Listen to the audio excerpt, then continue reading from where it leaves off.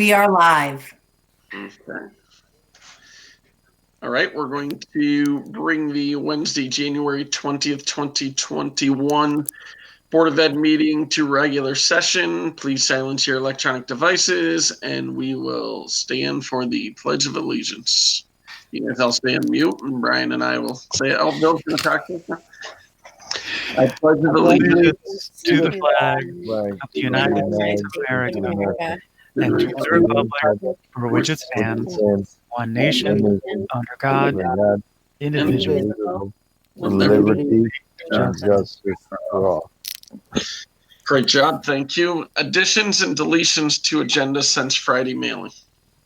Yes, we'll have two business considerations. 6.11, we'll be adding an agreement for an interim assistant principal. 6.12 will be the lease agreement for the Village of Ravena.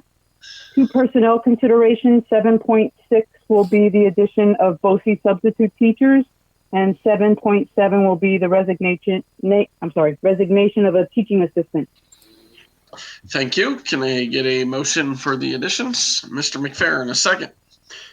Mrs. Burns, all in favor? Aye. Okay, I need a motion for the acceptance of the minutes of the January 6th, 2021 BOE meeting. Mr. McFerrin, can I get a second? Mr. Ross, all in favor? Aye, thank you. Now we have a 2021-2022 budget development part 1. So I will turn that over to Joanne. Brian?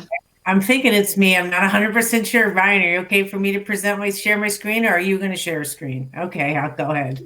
All right. You let me know when you can see it.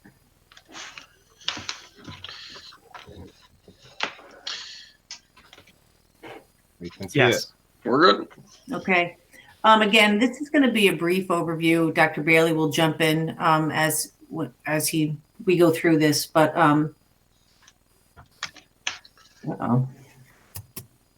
well, that's not good. Let's see. Oh, there we go. Okay. So some of the budget challenges that we have going into this year that we already, I think, know, and it's revenue, because what's similar with all the school districts in New York State is when we're faced with state making some cuts, and right now we did get budget runs. We'll talk about that briefly today. There's not quite the same fear as them withholding the 20%, but again, there's never a new revenue source for a school district. So revenue always ends up being everybody's challenge. If there was a way for a school district to make money and to have a new revenue stream, it would be great, but they're few and far between. Budget negotiations over state and federal funding for education. This will start now, as we've all been through this year after year. The minute the governor proposes his budget, the debates start in the legislature, and that's what we're up against right now. And I think some of the challenges are with the change in administration today, and see how that's going to play out. I think that'll have more of a positive impact on state funding for schools, but we will see, because the debate and the discussions will now start in earnest. Joanne? Yep. A quick question, a ballpark of how much of our overall budget is actually coming from the state? Is it about 23 million? State is about 20 million. It's about 38% of our budget. Okay, so 20 million. So to put that in perspective, if we're deprived of that 20%, it's $400,000 deficit. And if less than that, then we know that the deficit will be less than that. Yep. Right now, there's a little bit of uncertainty still about the 20% withhold for the current year we sit in now, and then they have eliminated it. Well, the initial state aid runs are reducing that 20% reduction to 5%, but they're going to make it permanent, so they're not going to get it back. And these, again, I have to be honest with you, I haven't had a chance to get in there and do the deep dive into all of those numbers, but that's just some of it right off the bat. And again, go ahead. They just became available to us today, so we haven't been sitting on the numbers. They really are fresh.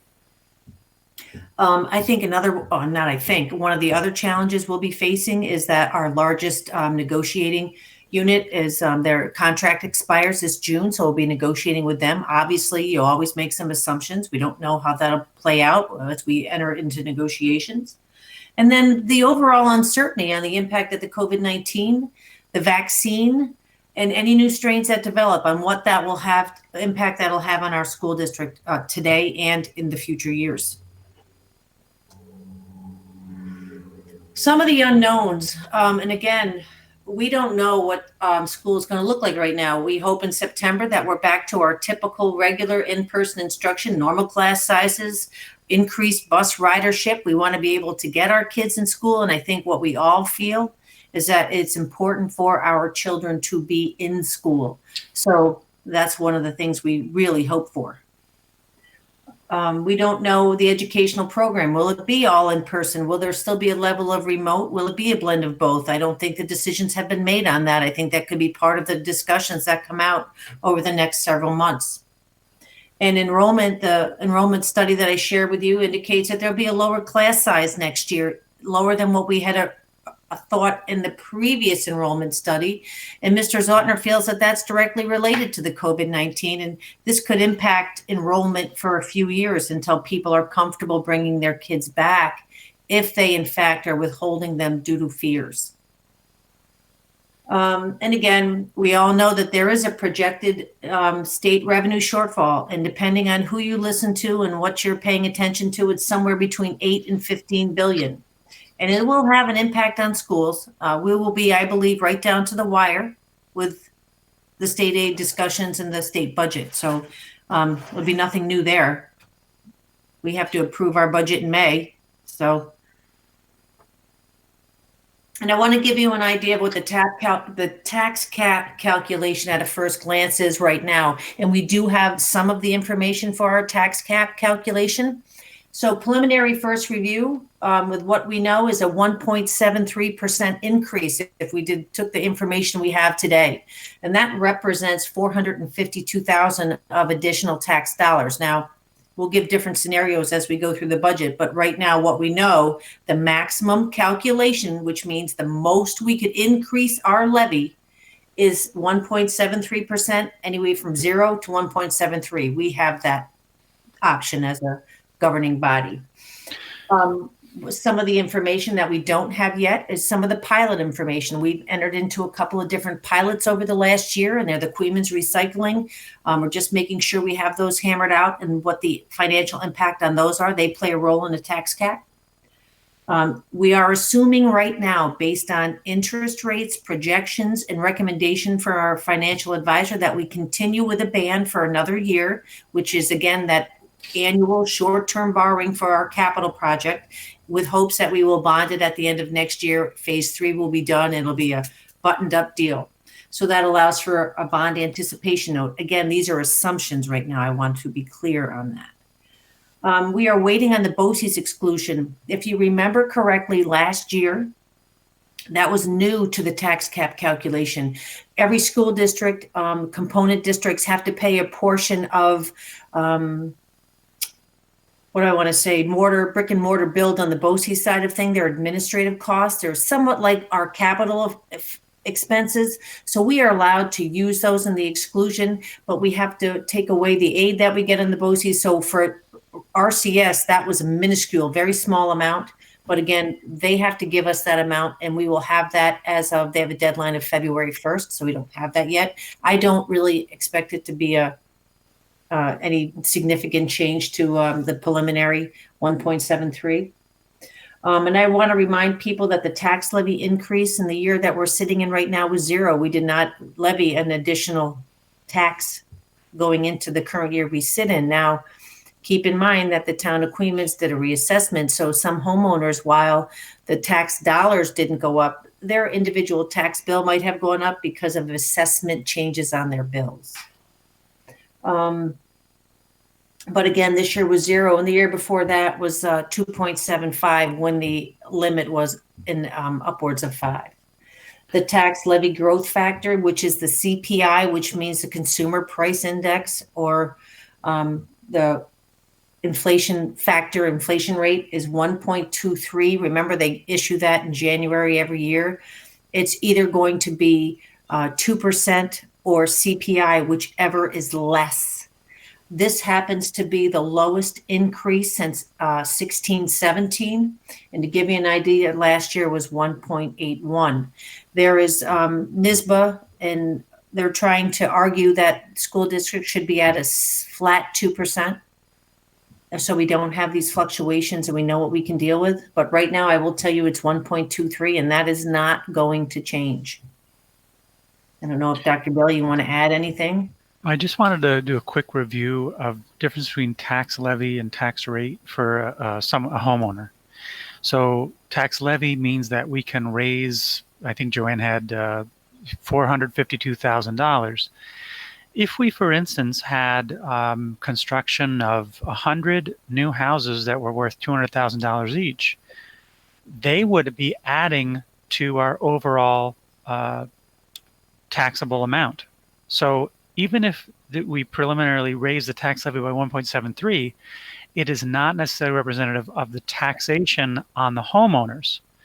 And what we had talked about preliminarily is that we were interested in trying to get as close as we could to a 0%, because these have been very trying times for our families. So the factors that she's mentioned around the pilot and around what the potential state funding will be is very relevant to coalesce into something that gives our taxpayers as much relief as possible as we go into next year. And the only thing I would add to that, and I think which makes school budgets so crazy, is that we are beholden to the state to adopt their budget, which isn't until generally April 1st. That information that Dr. Bailey just spoke to, which has a direct impact on the tax rate, the value, the total assessments, we don't get that final information until August, long after our budget's been adopted. So it's kind of skewy how that happens for schools. It's unfair. But again, 2022 budget development next steps. Again, we're going to continue working with the groups. I know that Dr. Bailey and Fred have worked with the principals to talk about their program. They've already started that process. We will start our community budget inputs. That starts tomorrow night at 6:30. Again, legislative advocacy, that's always a big deal. This is a time when when all of our county legislators and everybody fights for what they want for schools and what they need. And we think that we'll have a very good draft budget and program proposal ready to go in detail that we can take away from, add to, subtract from by that first board meeting in March or the last one in February. But again, I promised you a brief presentation today, and that's really all we know right now. We are still in the process of developing the baseline data. I just wanted to add one more thing. When you look at some of our neighboring schools, Albany City Schools is a perfect example, and you see some of the cataclysmic choices that they've had to make both in the first few weeks of school and then again as we entered this second half of the year. We, as Joanna said, about 38% of our budget comes from state funding. So when we have a reduction of 20% of that 38%, I mentioned the impact of $400,000. If a school district has 70, 80, 90% reliance on state aid, when there's a 20% reduction, it is catastrophic. So what we've seen in some of our neighboring schools, especially inner city schools, is they've had to do reductions in staff right off the bat in planning for what would happen going into next year. So when you see the vast differences between Albany City Schools, Bethlehem, Guilderland, Niskayuna, and the like, is primarily due to the percentage of their revenue that comes in from state aid. They're able to try and predict what's going to happen. And what they know is, we want to go into a stance where we are protecting the revenue that we have for this year as best we can going into next year so that we are best positioned going into next year.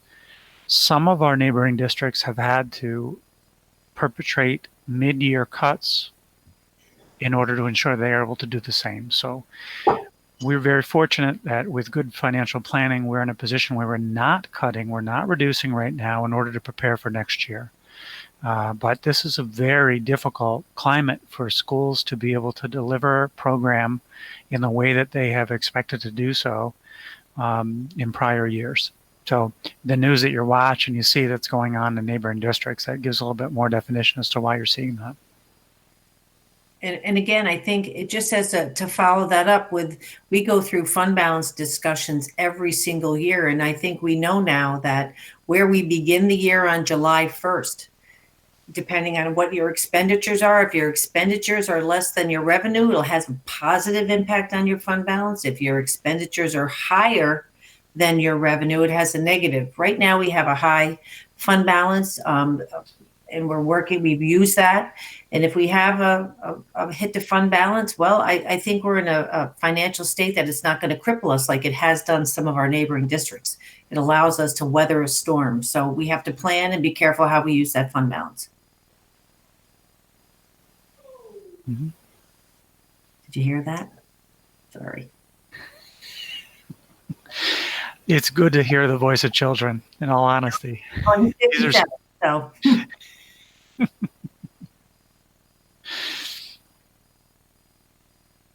Any questions? Comments, questions? No? Great. Okay, so we're going to move on. Hearings and petitions. I don't think we have any of those. I need a motion for one or all of the business considerations. Let's do all. Make a motion 6-1 to 6-12. Okay, do we have a second? Thank you for the donations. Mr. McFerrin, discussion. We want to thank Walmart for a $1,000 grant for the backpack program, Holcomb Lafarge for donation, Sabic for their donation. That's it, those three companies. So we want to thank all three of them for those donations. They're definitely needed in times like this. Anyone else have any discussion? All in favor? Aye, motion passes. Aye. Need a motion for one or all the personnel considerations. Again, let's do all 7-1 to 7-7. Okay, do I have a second? Mr. McFerrin, any discussion? Retirements? No? Okay, all in favor? Aye. Aye. Motion's pass. 8-1 through 8-7 are informational items only. 9-1, special reports. I have nothing to report. Any other board members have anything they would like to discuss? We will turn it over to Dr. Bailey. As many people have been affected by the latest communication we sent out today about our need to close tomorrow for A.W. Becker and continued remote learning for the grades 7 through 12. This is devastating for our families. We talked before about our drive to maintain in-person instruction to ensure that our families are able to do what they need to do in the world. They are doctors, lawyers, truck drivers, medical professionals. They need to be at work too. And every time we close, it has a deleterious effect on their ability to do their work. So we don't take any of this lightly. Today, our closure was due to both some staffing issues in the building and in transportation. We've talked many times about transportation and our fragility around that. It is important to note that we communicate information with families as soon as we have it.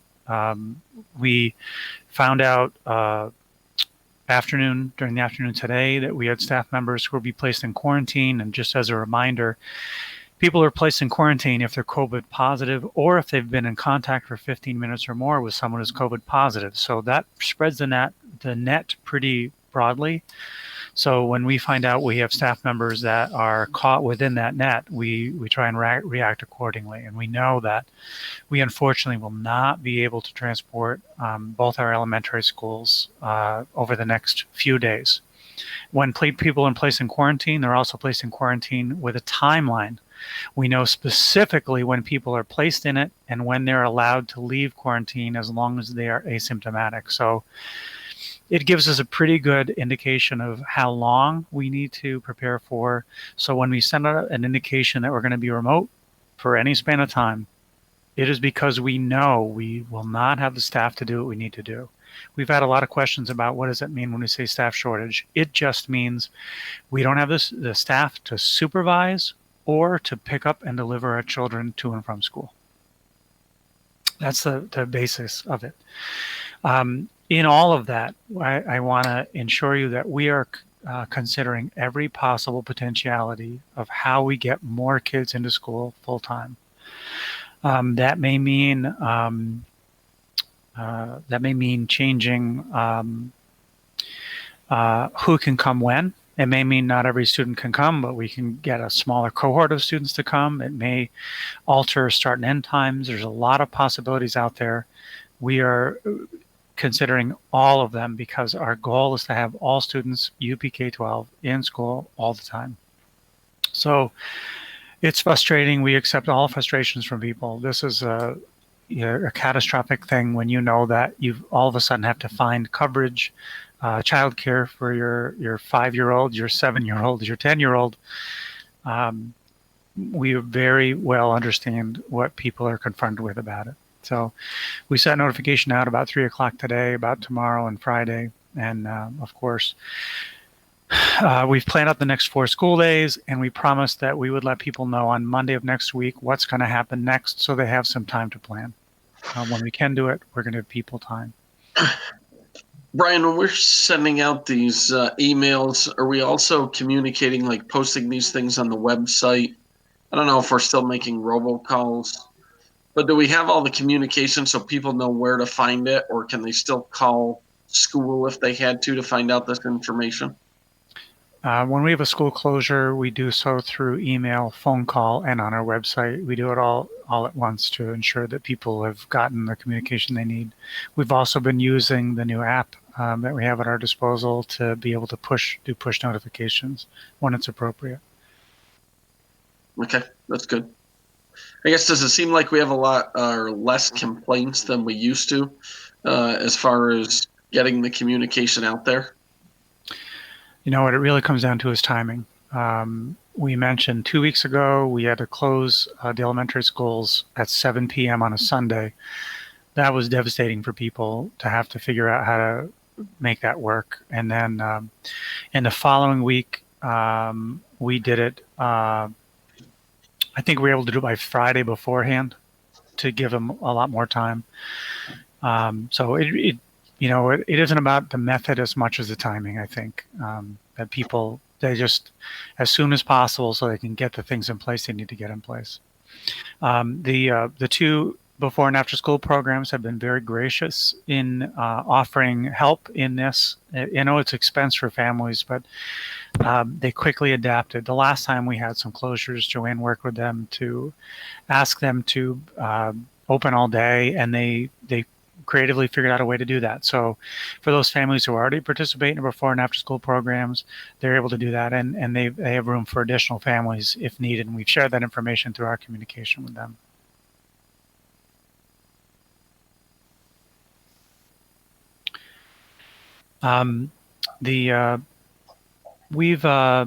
We know that we've talked a number of times about the potentiality of our school or neighboring schools being placed in a zone, which is a testing zone where we'd be required to test. And I want you to know that we've informed our staff that if we become a zone, they may be expected to test at any time. And we'll be sending a communication home to families that let them know the same thing. If we are placed in a zone, in order to stay open, we'll be required to test 20% of our students and staff over a 2-week period, which is about 320 people, students and staff combined, over a 2-week period. So We encourage families to agree to their child being tested. I showed you the demonstration last time. It's a very low invasive, non-invasive procedure. It's just inside the nostril, but we've held back on the communication with families because we're trying to pace the level of communication that are going out. And we've had some large-scale things that have been sent out to families in the last few days and weeks. So we hope for that to go out this week. And the last thing is that, as Joanne mentioned, our Budget Advisory Committee is meeting for the first time tomorrow. It's comprised of some board members, parents, business owners, staff members, and students. And what we'll be doing primarily is focusing on what we consider to be our programmatic priorities. Everything that we do through the budget process should be rooted in what are the outcomes we expect for our students. I mean, we buy buses, we buy plow trucks, we set aside money to ensure that we've purchased enough paper for photocopying, but the end goal is, what is it we're trying to deliver for the children in our care? So the Budget Advisory Committee will begin meeting tomorrow. They'll meet 5 consecutive meetings over basically every 2 weeks. And from what we've decided and discussed, we'll be sending out some thought exchanges, which are surveys to our greater community. And then the leadership of the district will be coming back to you with some recommendations for the overall budget based on what we believe to be programmatically sensible for next year and beyond. I have said this many times before, if we are planning for 2021, 2020, 21, 22, and only those years, we are doing ourselves a disservice. No successful company plans for the year in advance. They plan for 5 or 10 years in advance, and that's how we should be dreaming about the children in our care. So that's the work we're going to be doing in our committee.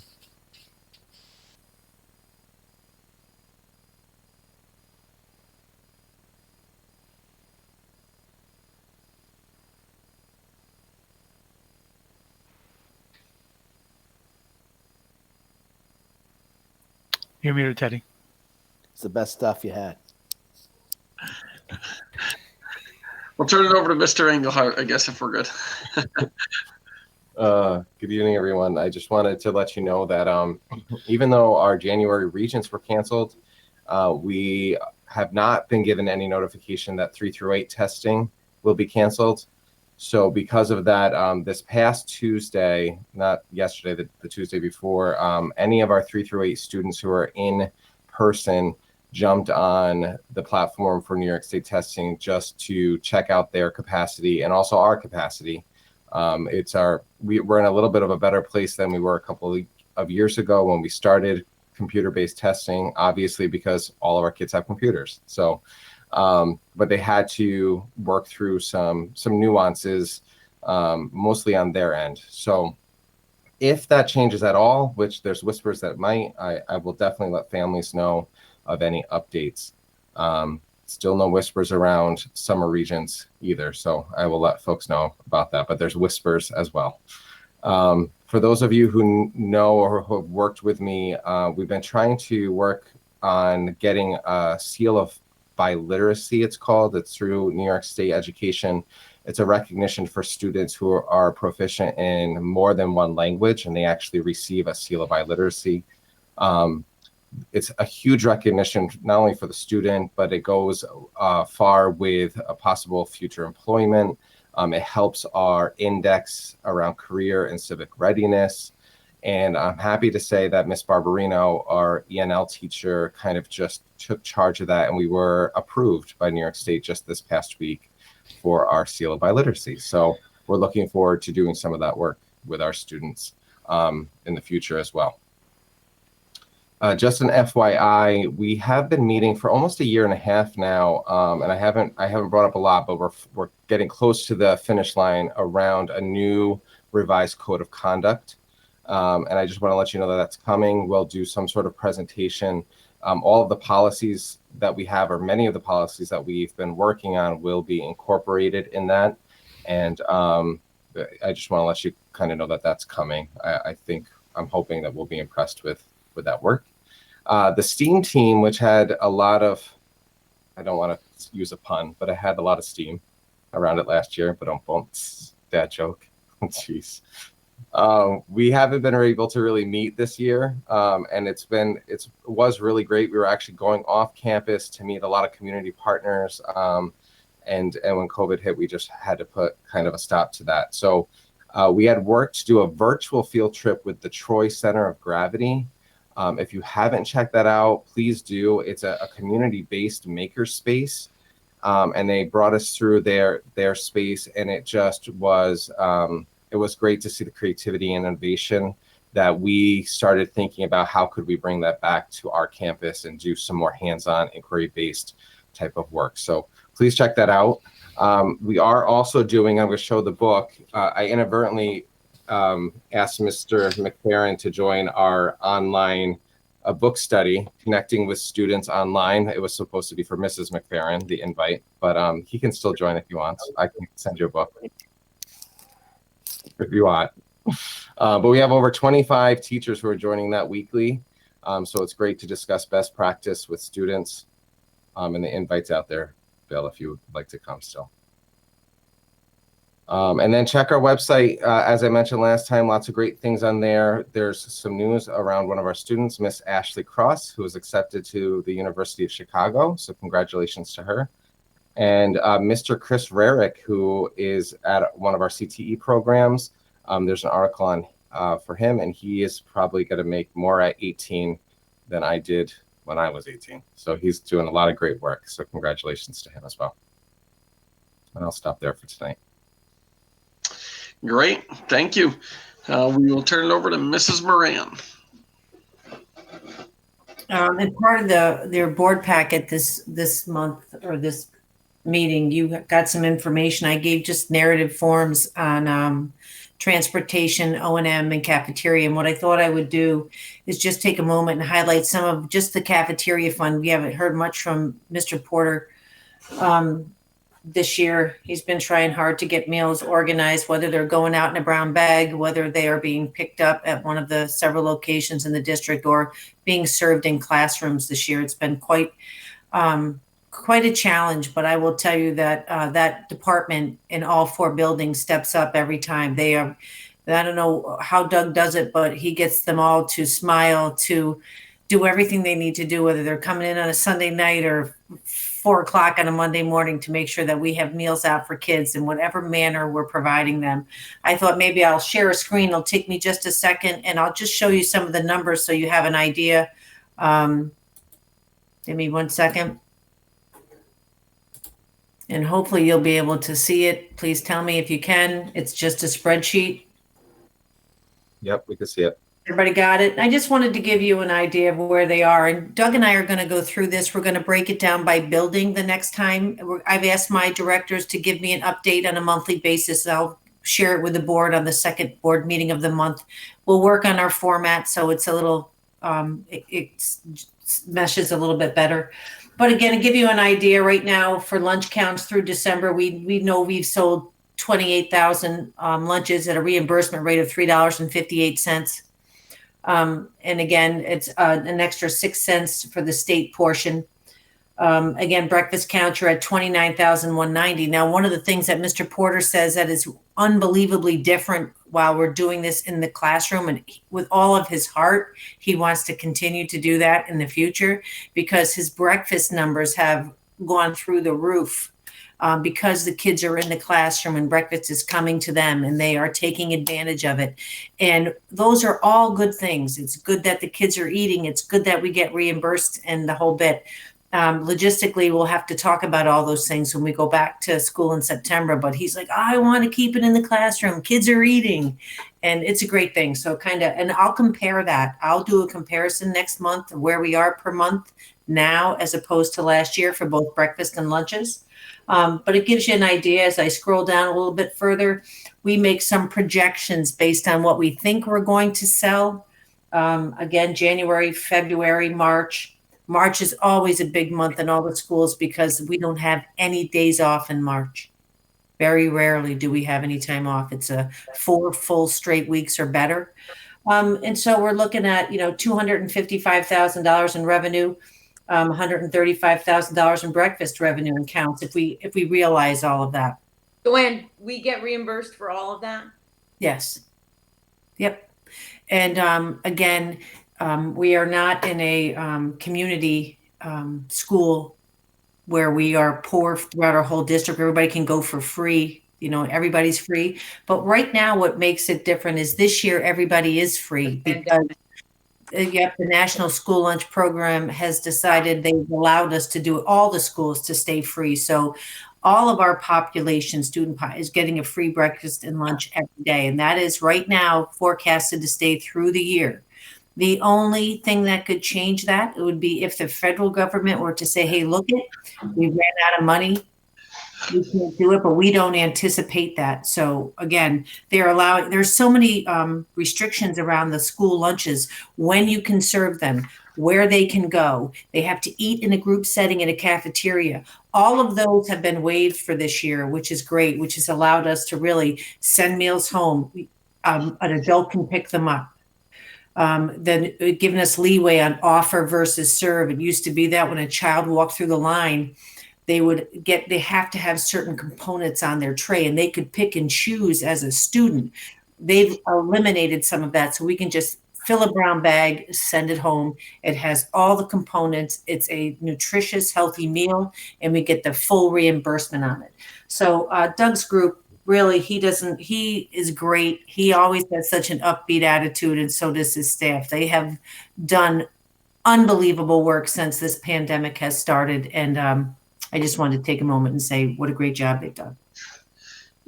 Joanne, this is great. A couple of quick questions I had is, do we have any idea like where our numbers would be if it like wasn't all paid for, I guess, like if they were just free and reduced, and what the numbers were, like what the cost difference would be? Teddy, I don't have that information today, but I will have that for you for the next time, the second meeting in February. I will do a cost comparison of where we are today and where we would have been at the same time last year. And I'll also break it down by reimbursement so I can give you a nice comparison of that information. All right. I mean, I guess where I'm going is, obviously I think these breakfast counts are up because he's going into mostly, I think, these K through 6 classrooms. Right. And kids are like, yeah, sure. Now, in reality, if parents had to sign up first off, or you told a kid no or yes, would we get as much participation? Probably not. But on the other hand, if we would get reimbursed for 60% of these anyways, and we're just getting the extra 40 because it's all being paid for, is it something in the future as a school district, do you just pay for it all, or try to do it, or just pay for it so they all get breakfast? I don't know. I'm just throwing things out there. And that's a really good question, Teddy. And I can show that, like if we decided as a school district to let everybody pay for their lunches, what we would get back, so you would know the net cost to the district. Some districts that do that actually make a lot more money because they don't have to worry about offer versus serve, or you have to have an apple, or they don't have to go by, we have calorie restrictions based on grade level. So it's 1 calorie count for pre-K through 4. It's a different calorie per meal for 5 through 7. Schools that don't participate in the National School Lunch Program don't have to worry about any of that. So we can look at that, and I can give you the information so at least you'll know. I don't have it on the top of my head, though. No, that's fine. Just wondering, interested. And, okay. And that's all I have. I figured I would just highlight one department, unless anybody has any questions on anything today or anything that they read in the packet. Anybody? Okay, we're good. Department overviews, December treasurer report review only. New business or old business? Anybody have any items they would like to bring up?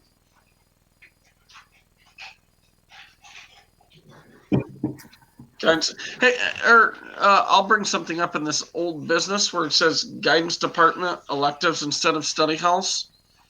It seems like, I think the guidance department, since I had a lucky one-on-one meeting last week with my daughter's guidance counselor, her guidance counselor did a really good job on discussing the options, the classes. I don't know if I know they do it with just kids most of the time and not with parents, and we're planning for senior year and different things. But I thought our guidance counselor did a really good job with the presentation and going through classes, different things that, we have to offer. So that was actually a positive, and hopefully we're getting the same from all the other guidance counselors. Yeah, I'd like to second that, Teddy. I had the same experience and thought it was great. Yeah, so that's good. Based on the guidance plan that we've been working on the last couple of years, they set some benchmarks for themselves, and the junior meeting, the in-person junior meeting, is one component of that. Fred, you got to correct me if I'm wrong. We do one for 8th grade as students enter the high school. We do one 10th junior meeting, expecting that parents would participate as well, because you're exactly right. The dimension totally changes when you have the parental voice in thinking about how we track going into the junior and senior year. So I'm really glad to hear that you had some positive experiences through that.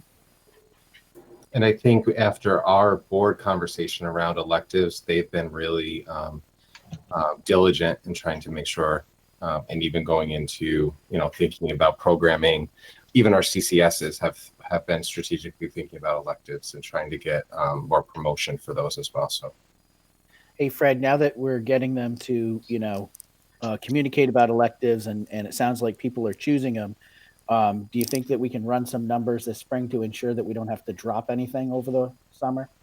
Right? Yeah. Yep. That kind of reconfiguration. Absolutely. Okay. Good. Anybody else have anything else? No? Okay. No BOE committee reports, no policy adoption review. We don't have any hearings and petitions, right, Sue? No. Okay. Upcoming activities. Our next BOE meeting is February 3rd, and same place, same time. I need a motion to adjourn. Mr. McFerrin and Mrs. Klein, all in favor? Aye. We're all set. Thank you. Night. Thanks. Bye now. Bye.